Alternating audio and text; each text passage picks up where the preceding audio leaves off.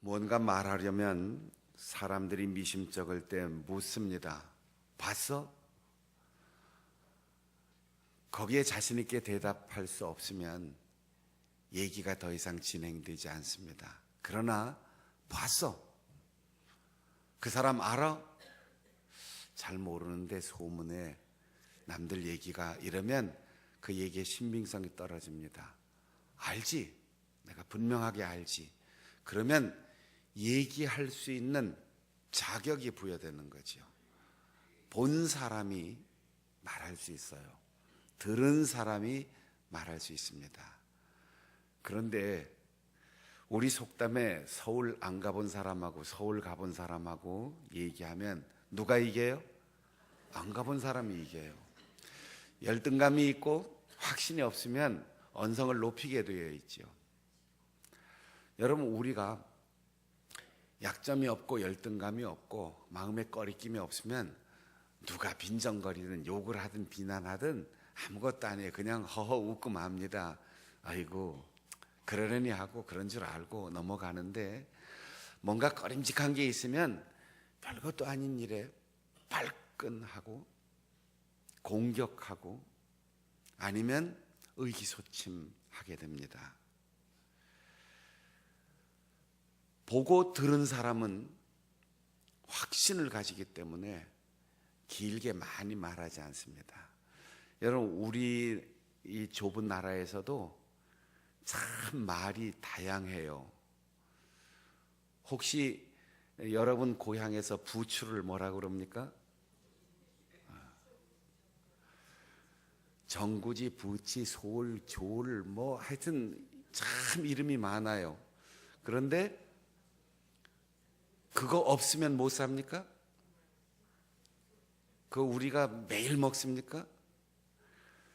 별로 중요하지 않은 건 말이 많아요. 가는 데마다 다 이름이 바뀌어요. 근데 우리가 먹는 거에서 가장 중요한 음식을 뭐라고 불러요? 우리가 매일 매끼 뭐 먹고 삽니까? 밥. 밥에 사투리 있는 동네 혹시 물어볼게요. 밥처럼 매일 먹고 모든 사람이 먹고 없으면 안 되는 중요한 말은 사투리가 없어요. 충청도에서도 밥 먹어요 그러고, 전라도에서도 밥 먹자 그러고, 경상도에서 밥 먹자 그러지, 이게 밥이 바보, 비보 뭐 이렇게 빗나가서 사투리가 생기는 법이 없습니다.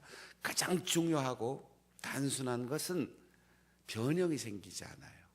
진리는 변형이 생기지 않습니다. 예수께서 부활하셨다. 죽음에서 다시 살아나셨다. 여기에 대해서 교묘하고 복잡한 이론이 없습니다. 초대교회의 사도들은 예수님이 다시 사셨습니다. 부활하셨습니다. 그거 외에 다른 교묘한 말을 만들지 않았어요.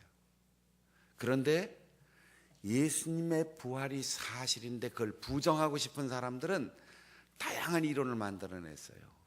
환상을 봤다. 사도들이 시체를 도둑질해가고 거짓을 꾸몄다. 오랜 세월이 지나면서 전설을 만들었다. 진리가 아닌 건 여러 가지 이론이 많습니다. 그런데 진리는 예수께서 부활하셨습니다. 딱 그 한마디, 그 외에 다른 게 없어요. 뭐 과학적으로, 철학적으로, 역사적으로, 개인적인 경험적으로 뭐 증명하려고 애쓰지 않았습니다. 그냥 예수님 부활하셨습니다. 단순해요.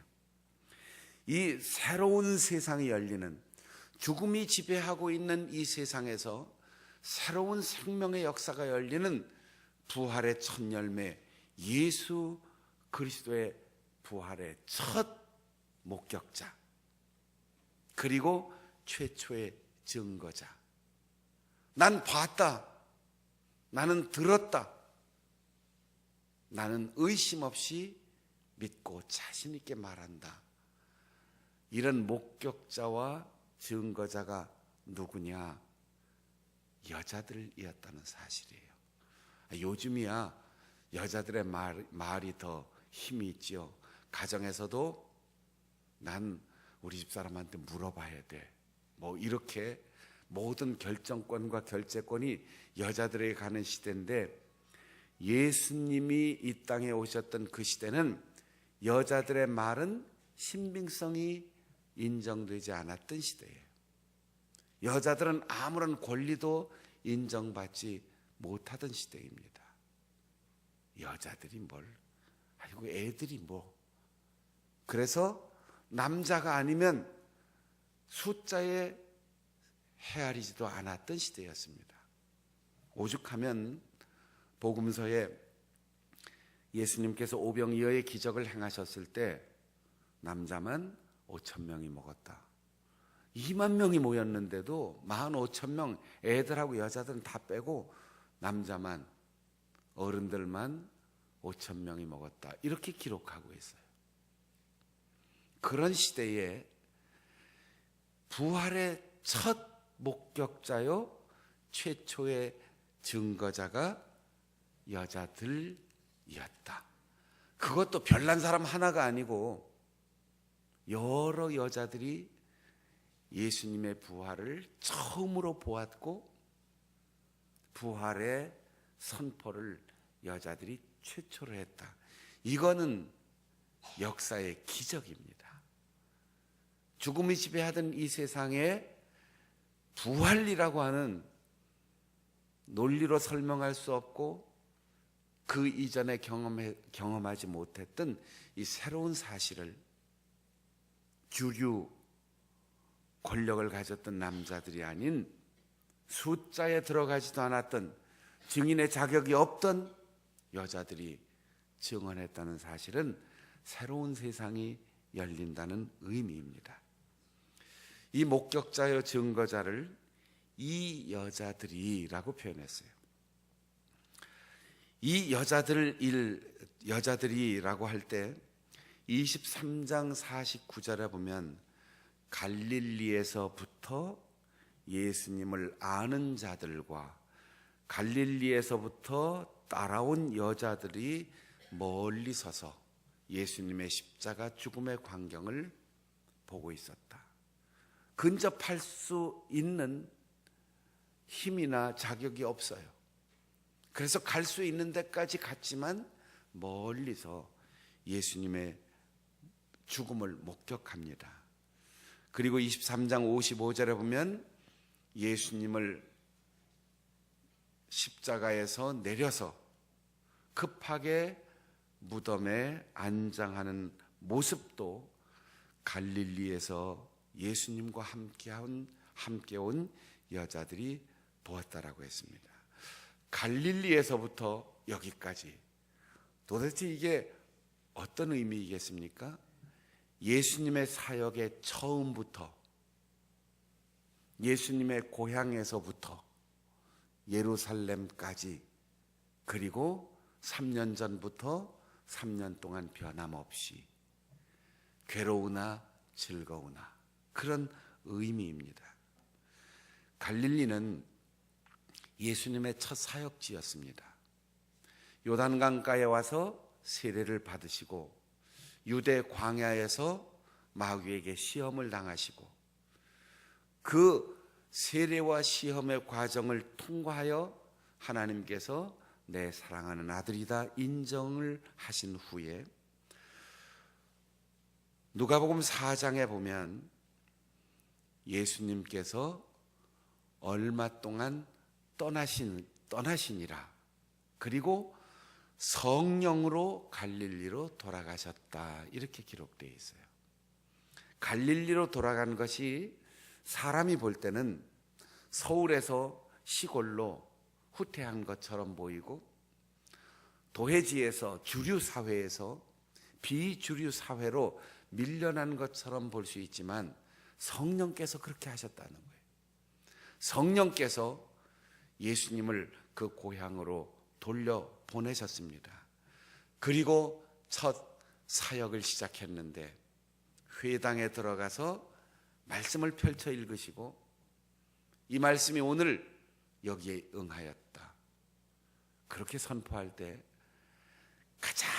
예수님을 잘 아는 고향 사람들, 누구보다도 그를 지지해 주어야 할 고향의 선후배들이 예수님을 배척하여 죽이려고 했다는 거예요.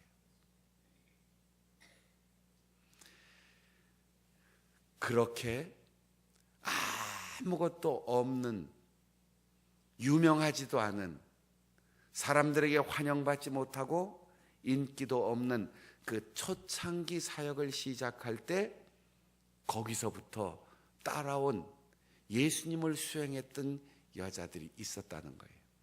그리고 처음부터 인기가 막 올라가고 유명해진 게 아니고 배척받아서 죽을 뻔한 일들을 겪었는데 그때 함께 출발했다는 거지요. 여러분, 우리가 만약에 뭔가를 처음 시작하는데 자꾸 실패하고 오해를 받고 욕먹고 비난받아요. 거기 같이 가겠습니까?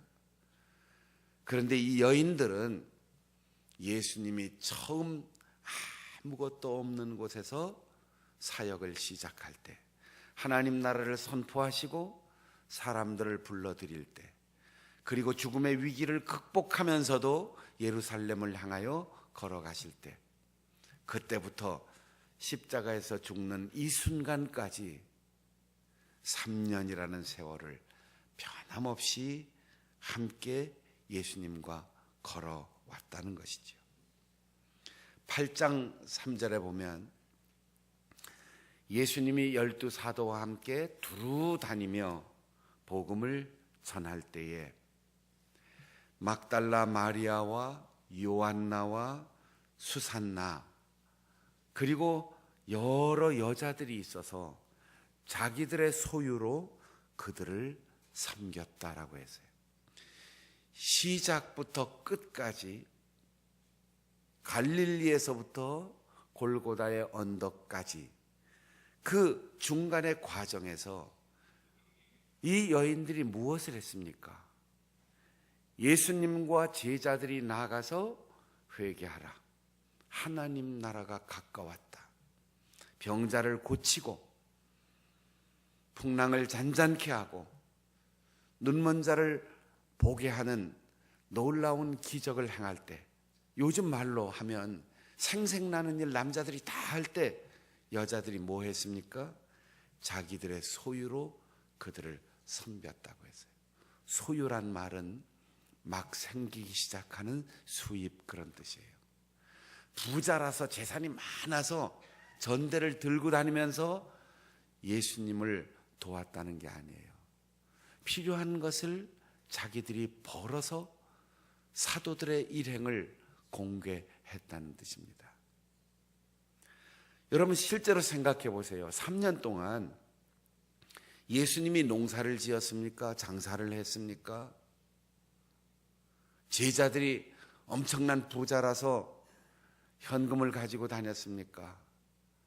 가는 데마다 오해받고 매맞고 욕먹고 그야말로 이슬 맞고 찬바람 불고 배고픔 그 굶주림 때문에 고통을 당하고, 심지어 어떨 때는 길 가면서 안식일에 배가 고파서 밀 이삭을 훑어서 부벼서 그거 한 입 먹었는데 왜 안식일에 일하느냐고 비난받지 않았습니까? 그런데 어떻게 예수님과 사도들이 먹고 살았을까요? 3년 동안 한 번도 떨어지지 않는 신발을 신고 다녔을까요? 빨아도 빨지 않아도 되는 옷 한 벌 3년 동안 입었을까요? 그 건조한 지역, 매일 먼지가 날아오고 매일 땀나는 일, 그리고 도망가야 하고 때로는 사람들에게 몰매 맞고 나병 환자들을 만져주고 눈먼 자를 보게 하고 진흙탕을 만지고, 그런 생활 속에서 매일 어떻게 새 옷을 갈아입었고 사람들에게 냄새 피우지 않고 매일 깨끗한 신발을 신고 깨끗한 음식을 먹고 힘내서 사역을 감당했을까요? 누가복음 8장에 이 실질적인 우리들의 궁금증을 풀어주는 얘기가 짤막하지만 기록되어 있어요. 여자들이 섬겼다. 어떻게 섬겼을까요? 사도들과 예수님이 낮에 하루 종일 나가서 복음을 증거하고 사역할 때 여자들은 포도원에 가서 품을 팔았을 겁니다. 우리나라 말로 한다면 삭바느질을 했을 겁니다. 그렇게 자기들이 열심히 일한 것으로 얻어들인 수입으로 빵을 사고 생선을 사고 예수님을 위하여 새로운 천을 구입하여 옷을 입고 빨래를 하고 그렇게 실질적인 도움을 주었다는 얘기입니다. 이 여인들은 처음부터 끝까지 변함없이 생색나는 일에 나가서 자신들의 얼굴을 내미는 것 좋아하지 않고 아무도 알아주지 않고 아무도 기억하고 칭찬해 주지 않아도 자신들이 가진 것 없어도 매일매일 예수님을 사랑하는 마음으로 사도들을 존경하는 마음으로 하나님 나라가 이 땅에 이루어지고 새하늘과 새 땅에 들어갔을 때 받을 상급만을 기대하면서 매일 매 순간 섬김의 직분을 감당하였습니다. 그래서 예수님이 시작할 때, 예수님이 고난의 길을 걸어갈 때, 그리고 마지막에 십자가에서 죽으시는 그 끝까지 예수님을 따라왔고 예수님과 함께 했습니다. 따라해 보겠습니다. 처음부터 끝까지 한 번도 변함없이. 거기에 여자들이 그렇게 했다는 거죠. 그리고 이제 예수님이 마지막에 무덤에 안치된 후에 그것이 안식일에 시작하는 시간이었습니다. 안식일은 다 끝나는 날이에요. 일주일의 끝입니다. 그 안식일에는 아무런 일을 할 수 없기 때문에 금요일 해질 무렵부터 토요일 해질 무렵까지 이 하루에 아무것도 할 수 없기 때문에 급하게 금요일 날 오후에 십자가에서 내려서 동굴로 되어 있는 산중턱 허리에 아마도 길게 파져 있는 그 무덤에 급하게 안장을 했어요. 그리고 무덤의 돌문을 닫았습니다. 얼마나 서운하고 아쉬웠던지 이 여인들은 안식일이 빨리 지나가기를 하루 동안 기다렸고, 안식일이 지나가고 새로운 한 주간이 시작되는, 요즘으로 말하면 주일 아침, 첫날 이른 아침에 예수님의 몸에 바를 향유와 그리고 오랫동안 냄새나지 않도록 그 시신 곁에 둘 향품을 가지고 무덤을 찾아갔습니다. 그런데 그들에게 걱정이 있었어요. 노새나 말이 끌어서 힘있게 당겨줘야 그 무덤을 막은 큰 돌문이 움직일 텐데 우리가 이걸 움직일 수 없다. 그러나 장애물 때문에 포기하지 않았습니다.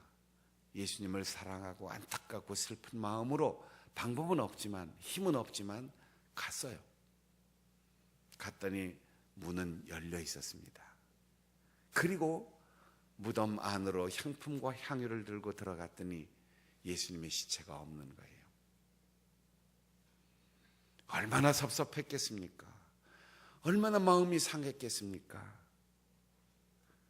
죽으신 분 그 시신을 가장 아름답게 그리고 최선을 다하여 마지막 가는 길을 준비하기 위해서 갔는데 시신이 보이지 않는 거예요. 아하, 누가 치웠구나. 어디로 옮겼을까? 여러분, 우리가 좋은 의도로 선한 마음을 가지고 순수하게 일하는데 내 마음대로 내 생각대로 안 될 때가 있어요. 그때 실망하지 마세요. 상상도 할 수 없고 경험해 보지 못했던 놀라운 기적이 기다리고 있는 겁니다. 우리는 자꾸 나는 순수했으니까, 나는 진실하게, 나는 최선을 다하여 사랑하는 마음으로 한다. 근데 왜 내 뜻대로 안 될까? 내 생각대로 안 될까? 의문을 가질 때가 있습니다. 양심에 부끄러움이 없고 신앙적으로 부끄러움이 없으면 하나님이 내 생각보다 더 좋은 것을 주실 줄 믿고 기다려야 돼요. 부활을 목격할 줄 누가 상상이나 했겠습니까? 예수님의 죽음 때문에 마음 아파했지만 예수님이 다시 살아날 것을 그들은 생각도 못했어요. 그런데 거기에 천사가 왔습니다. 그리고 예수님께서 너희들에게 그동안 3년을 같이 여기까지 걸어오면서 틈틈이 얘기했던 거 흘려들었지? 기억 못하고 있지? 예수님이 언제나 말씀하셨지 않냐? 예루살렘에 올라가면 난 환영 못 받는다. 나는 종교 지도자들에게 모함을 당하고 사형언도를 받아서 죽을 거야. 그런데 사흘 만에 다시 살아날 거다. 이게 믿어지지도 않고 그냥 하시는 말씀이거니 하고 흘려들었던 거예요. 사실 우리는 가장 중요한 것은 흘려듣고 별것도 아닌 일은 새겨듣는 버릇이 있어요.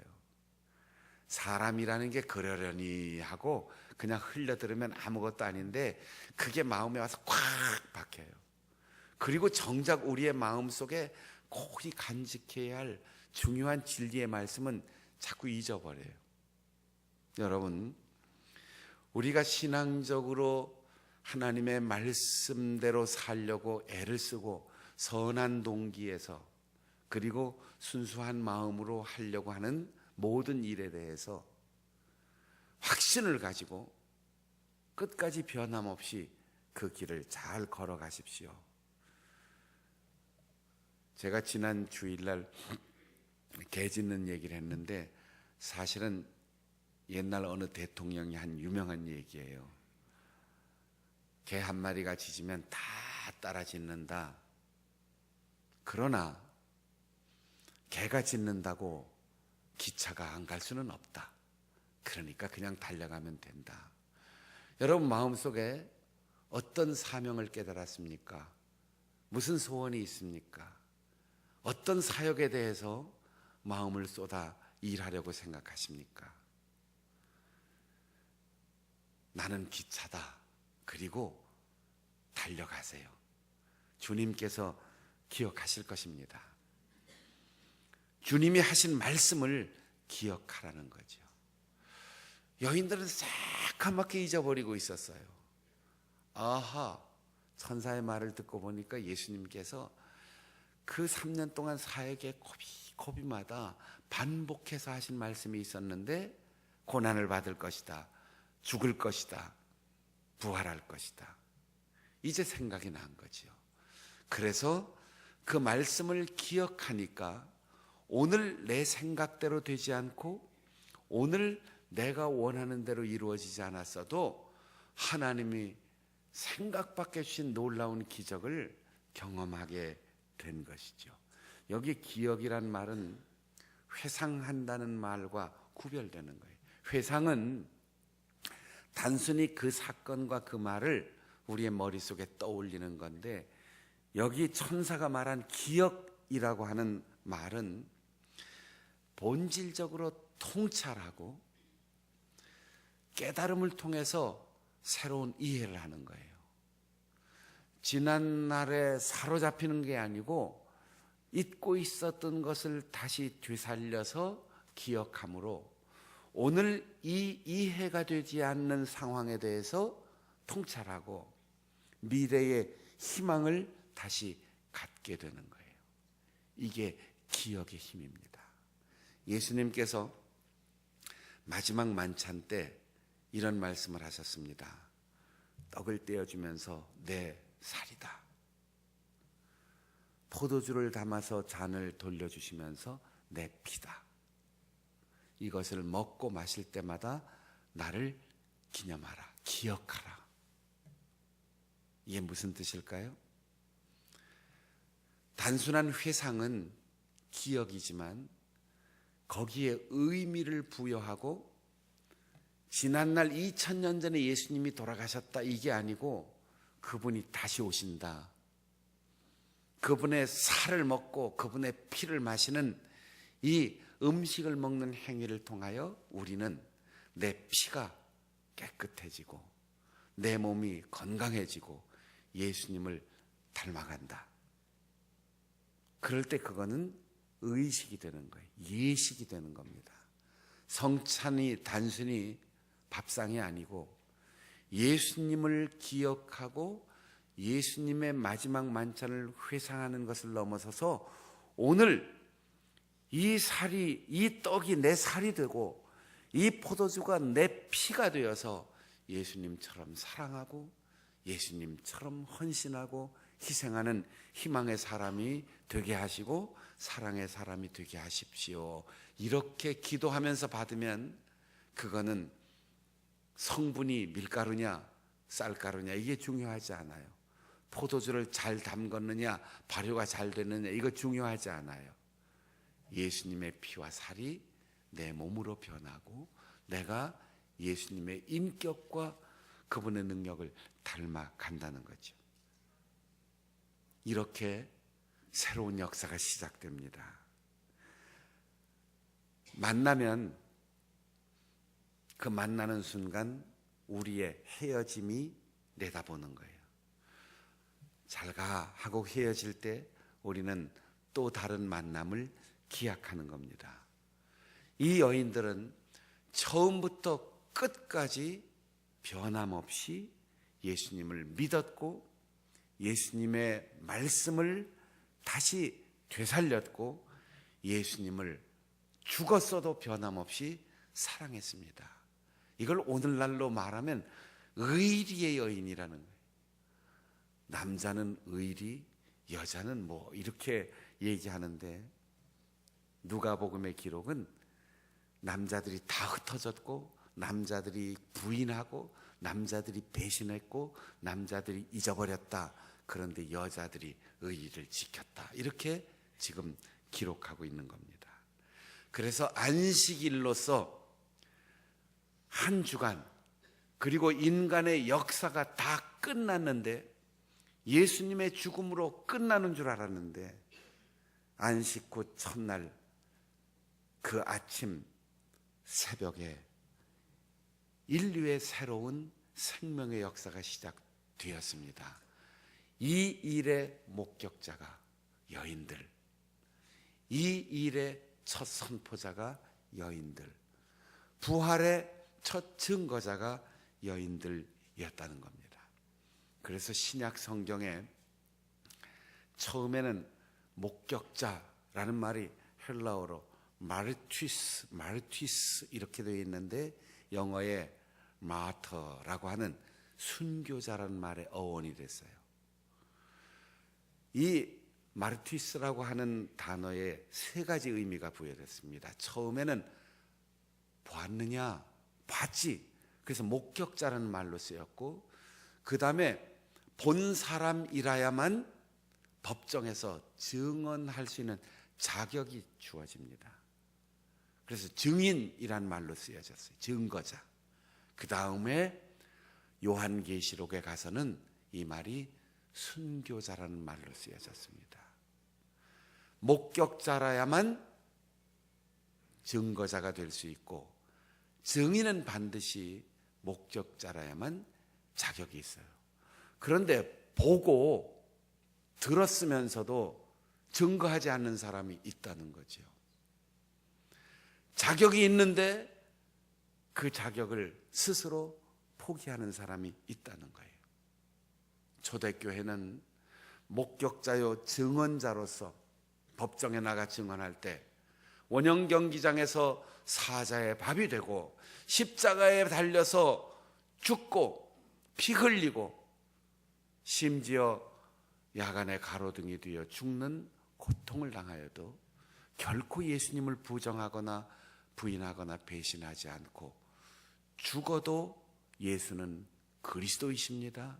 예수님은 부활하셨습니다. 예수님은 다시 오십니다. 그분을 나의 구주로 영접하면 하나님의 자녀가 됩니다 라고 증언하였던 것입니다.